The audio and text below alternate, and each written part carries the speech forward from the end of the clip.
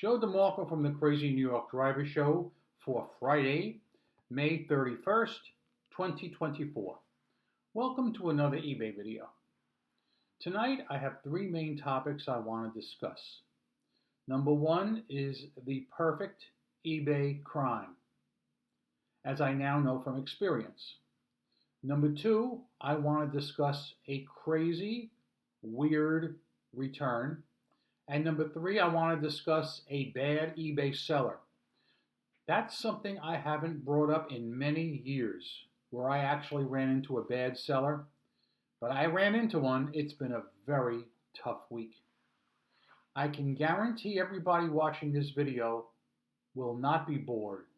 You're going to be entertained for the next half an hour or so, as I tell you three true stories that happened to me. There will be no cutaways, but I do have some items here with me for show and tell, because I'm going to do that, I'm going to need that rather, to give a good presentation. So that being said, let's start right in with what I would like to call the perfect eBay crime. Last weekend was the Memorial Day weekend, and as you know, it's notoriously slow. On Saturday, a buyer sent me a best offer of $45 on an item that I think was about $65. The item is a dog item. I've had it for sale for a long time, and since I'm getting paid right away and it's a dead weekend, I had no problem accepting his offer, which I did. I boxed up the item, got it ready, and I put it in the pile to bring on Tuesday, because it was the Memorial Day weekend, and this sale came in Saturday afternoon sometime. On Sunday, it was our one sunny day of the week, and I really had to use that day to take pictures. I decided to dig out another set of hubs, exactly like the ones the guy bought the day before for $45, because that's what I do. When I sell something off the shelf, I always replace it with a like item, and I always take fresh pictures. But I'll be honest with you, I was a little bit leery, just a little bit, because last time this happened, you may remember, I got into a crazy situation with a scumbag from Australia who wound up, he bought two sets, claiming he didn't know he was buying two, and after they were shipped, he wanted to cancel, which I couldn't, and he left me two negative feedbacks, which I got removed. But anyway, just put that off to the side for a second, and let's get on with the story. So on Sunday, I listed the second set. The same guy sends me a best offer of another $45. The good news is I have no problem accepting his offer. But you got to think to yourself, does he really need 8 hubcaps for his car? It's an older car, so maybe he wants to have some for spares. It is possible. So, I got to give the guy the benefit of the doubt. He paid right away, so I boxed up that order, and I put that in the pile to go out Tuesday as well. And all my stuff went out Tuesday with no problem. On Thursday, I get a return request for one of the sets of the hubs I just spoke about. The buyer's claiming, not as described, pictures do not match the items, which is totally bogus. The original set I had listed correctly, and the second set I took all new pictures. But what makes it even worse, in the little comment section, he put, "I expect a full refund." What does that tell you? How many of you guys get returns where people actually put that verbiage in the little comment section? Listen to me. I get minimum 5 returns per week, and nobody ever does that. This tells me that this guy is a professional scammer who returns a lot of things on eBay and knows the ins and the outs. Here's what I think he did. I think he bought both sets intending to cherry pick. For those of you guys who don't know what cherry picking is, he bought two sets of hubs from me. So he got the first box, opened them up. Good. Not so good. Ooh, good. Not so good. Then he did the same thing with the second box. He put all the good ones together. He's keeping them. And he got the ones he doesn't like and he's returning them to me. And why not? It's the perfect crime. It doesn't cost him $1. And he knows it. How does he know it? Because he's done it before. How do I make that claim? I took the liberty of checking his feedback yesterday to see feedback he left for his sellers, and he's generous with the red dots. One comment in particular said something to the effect, I have to return this item because it's the wrong size. Thanks anyway. Red dot negative. I'm going to keep it clean. I'm not going to lose control. Who in their right mind would do such a thing to a seller? Admit that they were wrong, they bought the wrong size, say thanks anyway, and stick them with a red dot. Well, this guy did. This tells me I'm going to be getting back the worst 4 hubs whenever they come back, probably next week. And once I give him a refund, I'm sure I'll get a red dot. Should that happen, I will react appropriately. That's all I'm going to say on that issue for now. As far as the return shipping is concerned, or the original shipping rather, I don't know if eBay is going to give me a chance to toggle it off because it is an item not as described claim, so I might get stuck for that. So you're talking about $75 here, guys. All right, it's not going to break the bank. It's the principle of it, okay? This scummerman has committed the perfect eBay crime. There's really no way I can prove, number one, that he's not returning the exact 4 hubs in set number 1 or set number 2, right? And B, he can return them with impunity. He could even write in the comments if he wanted, hey, I stuck it to you. I'm returning the worst 4 because I wanted to cherry pick. And you know eBay won't do a thing about it, okay? So he knows how to milk the system. Those of you guys who don't sell in eBay Motors probably will not encounter this kind of thing. Although you might, but probably not. But those of you guys who do, I pity you. Let us now move on to topic number 2, which is a crazy return story.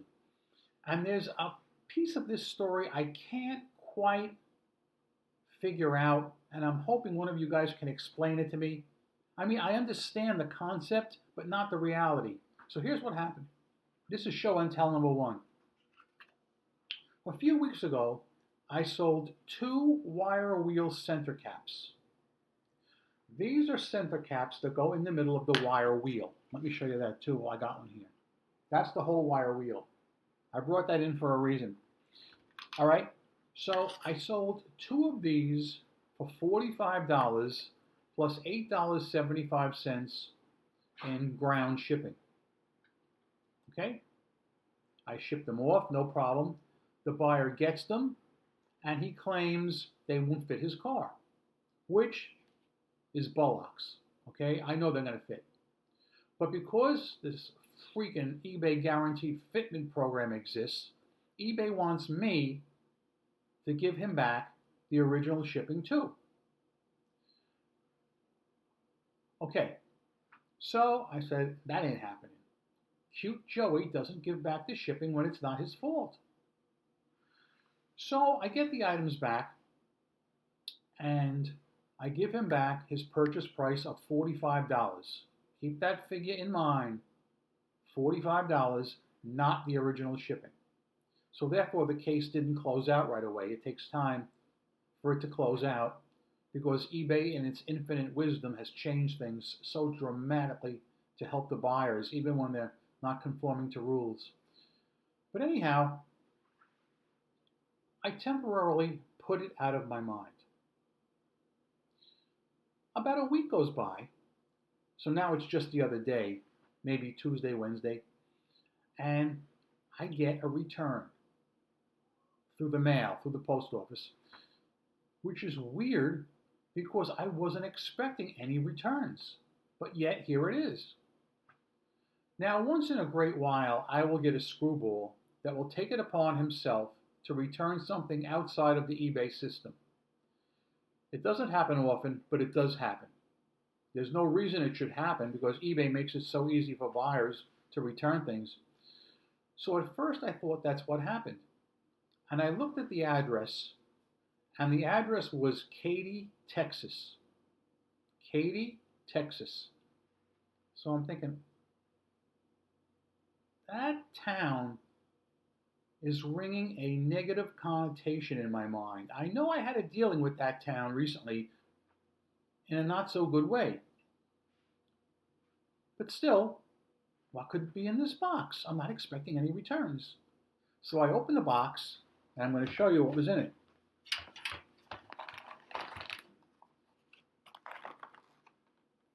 Wheel locks. These are for your alloy wheels. This is actually a good company, Magard. They make very good parts. The only problem is I've never seen these before in my life. I didn't sell them. I'm in shock. So I'm thinking to myself, why would some eBay buyer send these to me? So then I had to get online, I had to go on eBay, and I start scrolling through all my sales, trying to match up the name on the return address. Let's say his name was John Smith. I start going through all my eBay sales to see if I can come up with a John Smith so I can coordinate this with him. And who do you think John Smith was? John Smith is the guy that bought these. And he returned them already. I gave him his money back. So now I'm really perplexed. So I decided to check John Smith's feedback to see if he has any recent transactions from sellers that left him a positive on this. And there were none. But there was something else. There was a seller a day or two later after he bought my items that left him a positive feedback on the whole wire wheel. So here's what happened with that return. Get this. He bought my items for $45. He was happy. eBay shows him the same thing, the entire wire wheel, like I just showed you, for $45. So he wants to return mine, lies, and says they won't fit his car. All right, sends them back. I give him his money back. He lost out on the shipping. So any money he saved on getting the whole wire wheel for the $45, I think I took a little bit of the wind out of his sails by not giving him the shipping money back. But wait, that doesn't answer the question about the Magard locks. So as I said, I checked his history, and there was no evidence he purchased these from someone else, although I'm almost certain he did. Then I got to thinking. I went back and I tracked the tracking number when he returned these. So let's just say the tracking number was 12345. Okay? That was fine. I still have the box that these came in. And I checked the tracking number on there, and it's the same freaking number, 12345. So here's what I don't quite grasp, and I'm sure hoping one of you guys can explain this. When we as sellers provide a shipping label to a customer who's returning something and they use it, like he did with this, how is he able to use it a second time? And not only that, as I said, this was through eBay's guaranteed fitment program. So I'm almost certain the original label, the return shipping, was paid by eBay because that's one of their perks. When you use the guaranteed fitment program, eBay is supposed to cover the return label. And speaking of that, as soon as I finish this story, I got something to tell you about that freaking program. So, who is responsible for the second label? Obviously, eBay paid the first time. But who paid for the second label for the Magard locks? Did the post office charge eBay a second time? That's a possibility. Or maybe they didn't charge them at all. How can he reuse the same number twice? I don't get it. But before I go on to my next topic, eBay has contacted me, and they want me to engage in a think tank regarding the eBay Motors new Fitment Guarantee program. Remember I told you a few weeks ago I heard something was in the works? Well, now I can tell you a little more because I received the invite. I don't have a date yet when we're going to do this, but they have reached out to me, and I take this kind of thing really seriously. And I'm going to definitely do my best to try and get this program to work correctly because it's not working now. Okay, next topic is something I haven't talked about in a long time. A bad eBay seller. I found one. Let me explain. Periodically, when I have time, I will scroll through eBay to see if I can find anything that I can buy cheap and flip and make decent money. It used to be a very easy thing to do in the early days. Now, not so much. So I came across some items that I was interested in. But immediately I saw numerous red flags. I'm going to go over those red flags now. Then I'll show you the items and I'll explain what went wrong.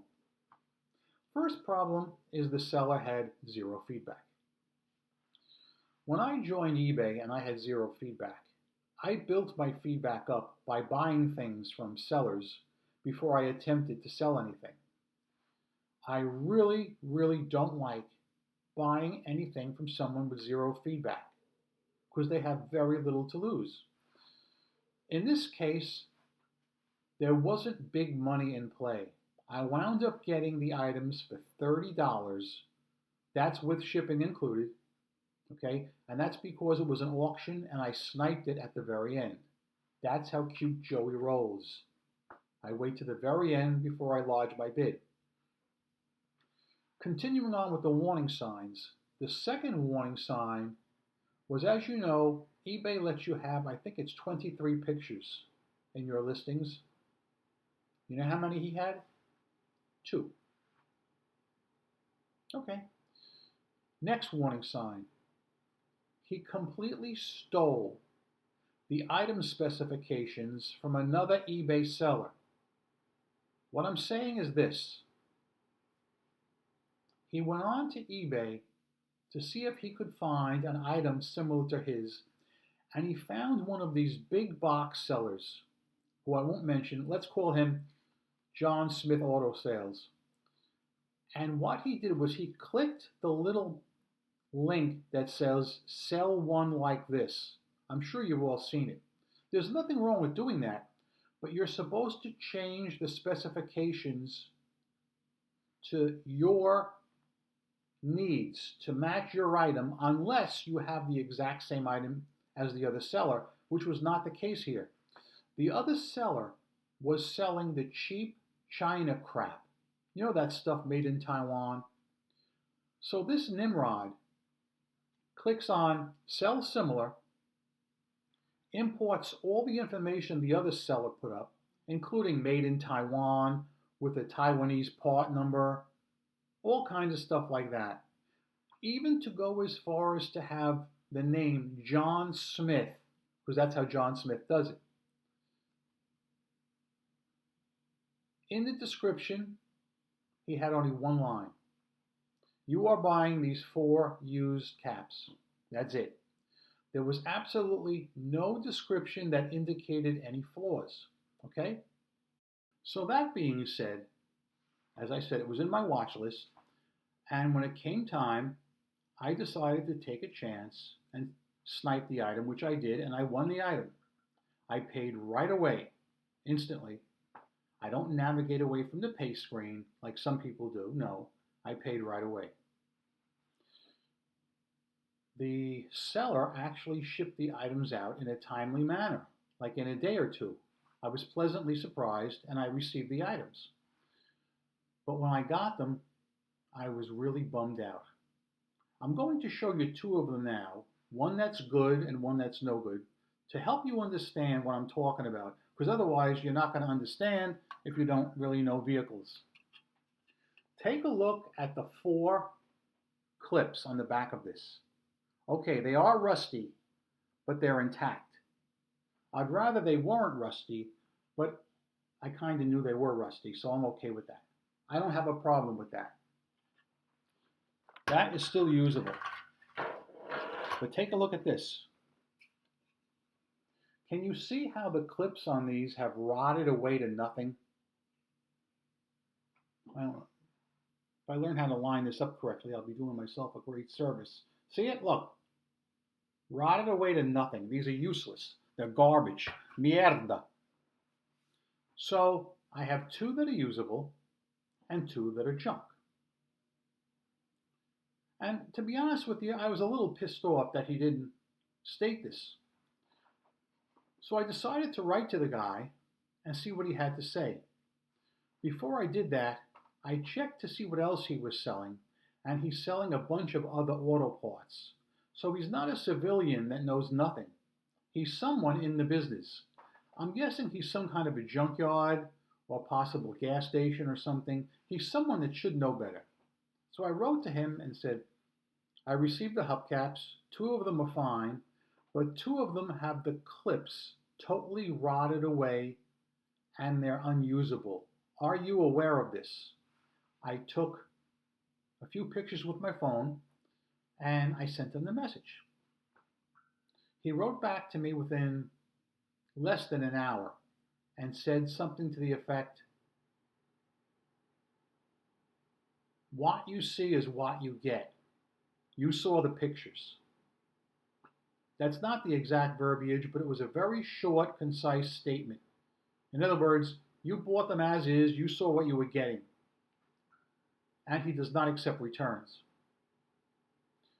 My question to you guys, and I want serious answers here. What would you do if you were me?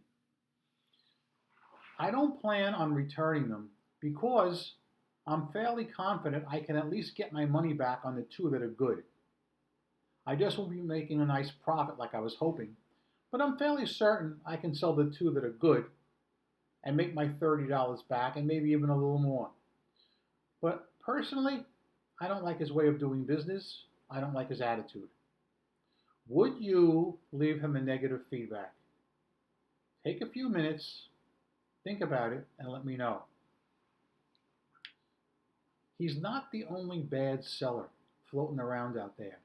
A good friend of mine just had a serious problem this week himself. He bought some hubs on eBay, paid right away, okay? The seller has an unusually long holding time before he ships. Let's just say 5 days. So my friend waits the 5 days, nothing.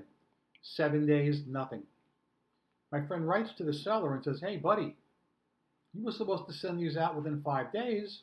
It's been 7 or 8, I haven't seen anything. He gets ghosted. The seller never responds. A few more days go by, maybe 3 or 4. My friend finally opens an item not received case. The seller never responds to it. No excuses, no nothing, just ghosted him. And then eBay had to refund him his money. Then my friend then went and checked the guy's feedback, and he had done this to a few other people because he had negative feedback saying something like, the seller took my money and never sent me anything. So quite frankly, I got to tell you, I'm really chagrined that this kind of thing is still happening in 2024. I know there's going to be bad buyers out there. But bad sellers, that kind of is shocking. Sales this week, for the most part, were on the slow side, but that's to be expected because of the Memorial Day weekend. Those of you who had nice weather went out, I hope. We had a terrible Monday, absolutely awful. It was cloudy, rainy, and cool on Monday. I would tell you, I can honestly tell you, in the last 30 years, if you were to go back 30 years, I would say conservatively 26 of them were cloudy and rainy. 4 were nice. Last year was one of the nice ones. I remember it vividly. So yeah, that's the deal. Several people have written in on Facebook complaining about glitches on eBay and saying they're not making any sales for long periods of time. And I have to concur with this observation. I have been going long periods of time without making any sales, most recently from the period Wednesday night to late Thursday. I went about 20 hours with no sales whatsoever. Terrible. I also had another, I don't want to keep you guys too long, but I like to tell you these stories in case it happens to you. It'll give you a little insight. This business with cancellations sucks. I had one the other day. A guy purchased an item from me. Okay. I wait an hour or two. Nothing. Box it up. Label. Great. Nothing. Hey, yeah. The car's fully loaded. I go to sleep. Next morning, I'm getting ready to go to the UPS store with my load. I get a message. I need to cancel this order. That's not how it works, my dude. No way. You don't need to cancel an order 12 hours after it's been boxed. All right? I don't care if it's not been boxed. You can wait as long as you want. I'll cancel the order. But when that shipping label is printed, it's going. And guess what state it's going to? Earlier, I mentioned Katy, Texas. It's going to Texas. I've always complained about Louisiana being my most troublesome state. And it still is, don't get me wrong. But it seems like, people in the great state of Texas want to try and challenge the crown. Well, we'll see what happens. But that being said, guys, that's all I really have to tell you right now. In the comments section, I'd like you to address any or all of the topics I presented tonight, including the perfect eBay crime, the crazy return, and how a buyer can send back different things to me using the same label. I don't get that. I don't know why the post office doesn't pick up on that. And where those McGard locks came from is a mystery to me. I swear, he must have bought them off somebody else and thought he bought them off me. That's all I can think about. And I'm thinking about calling eBay Concierge to ask them about that, only because I'm really curious. I want to see if the guy actually bought them on eBay from another seller. And I think they could probably check that. And also, I'd like your comments about the bad seller I ran into. What would you do? You've contacted him, he blew you off. Returning the item is really not going to be an option because I don't like returning things. It's easier for me if I can just sell them locally. All right? Okay? Makes sense? What would you do? Would you leave him bad feedback? Why or why not? I'm Crazy New York Driver. You're not. Thanks for watching this video. I hope you make a lot of money on eBay this week. I really hope you enjoyed this video. And I hope you found it informative. Rock on and peace.